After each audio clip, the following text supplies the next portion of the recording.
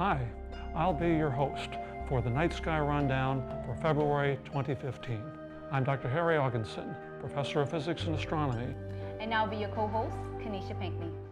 Stars and constellations of winter and even a few holdovers from autumn are out in force on clear, frigid February nights. The constellation Cassiopeia can be found high in the northwest, looking like a sideways letter M, a W. Even higher in the northwest, above Cassiopeia, is Perseus, with its brightest stars Myrfak and Algol. While nearly overhead on February evenings is Auriga, the charioteer, with its bright star Capella. Just south of Auriga is Taurus the Bull, with its bright orange star Aldebaran, which stands in the foreground of a more distant loose cluster of stars, the Hyades. Further to the west of the Hyades is arguably the most famous star cluster of all, the complex Pleiades, looking like a miniature dipper. Following Taurus to the east is Gemini, and its two brightest stars, Pollux and Castor. The most brilliant winter constellation of all, Orion the Hunter, now stands high in the south, dominating the midwinter night sky. Cutting across Orion's middle is his belt, a very distinct line of three bluish-white stars, Alnitak, Alnilam, and Mintaka. Orion's two brightest stars, Betelgeuse and Rigel, are classed respectively as red and blue supergiants and are among the most luminous stars known. Just below and to the left of Orion is the brightest star in the night sky, Sirius, and the constellation Canis Major. And just a bit further to the east of Sirius is its neighbor Procyon and Canis Minor. Like Sirius, Procyon is also nearby at 11 light years away. And also like Sirius, Procyon is a binary star system containing a white dwarf. The trio of Betelgeuse, Sirius, and Procyon forms the Winter Triangle, which is high in the east-southeast at nightfall. After about 8 p.m., you can spot some of the stars of spring mounting the sky in the east. In particular, Regulus in the constellation Leo lies low in the east-northeast, with the planet Jupiter hanging above it.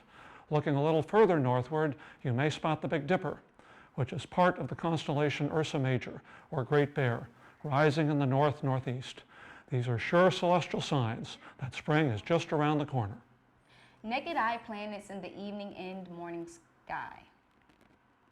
Venus is quite prominent at dusk, shining like a brilliant yellow star low in the west, beginning shortly after sunset. As February opens, Venus is setting around 2 hours after sunset, and this interval increases to 2.5 hours after sunset by month's end. On the 21st, Venus passes close to Mars, a conjunction, which will be a fine sight in binoculars.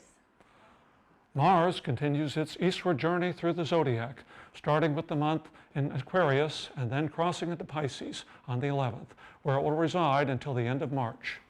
On the 20th, Mars, Venus, and the 2-day-old crescent moon stand together in the west in early evening.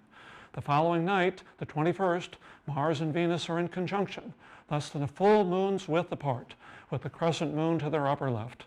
Throughout February, Mars sets around 8 p.m. Jupiter is at its best this February when on the 6th it reaches opposition with the Sun and therefore rises in the east-northeast at sunset just before 5:30 p.m. Eastern Standard Time and remains up the entire night. Jupiter resembles a brilliant yellow or cream-colored star located in Leo at the border with Cancer. Jupiter easily outshines everything else in the night sky except Venus and the Moon. Jupiter is also closest to Earth this month, and even a small telescope will reveal Jupiter's cloud bands and its 4 brightest satellites. Saturn, resembling a bright golden star, rises in the southeast around 2:30 a.m. as February begins, and stands due south at sunrise with orange-red Antares to its lower left. By month's end, Saturn is rising around 12:30 a.m. As February opens, Mercury has just passed inferior conjunction on January 30th and is too close to the Sun to be viewed. But Mercury vaults up into the early morning sky, and by mid-month, it is rising over an hour before the Sun. On the 24th, Mercury reaches its greatest elongation west of the Sun, but it will still appear quite low and therefore difficult to spot against the dawn glare. The Sun begins February in the constellation Capricornus, then crosses into Aquarius on the 16th. Information on lunar phases and rise set times of Sun and planets is obtained from the U.S. Naval Observatory Data Services. Additional information comes from the Astronomical Calendar 2015 by Guy Ottewell. For more information on the night sky, visit the Widener Observatory Stargazing website at www.widener.edu/stargazing. Thanks for watching. I'm your host, Dr. Harry Augenson. And I'm your co-host, Kanisha Pinckney, for the Night Sky Rundown. We'll see you next time.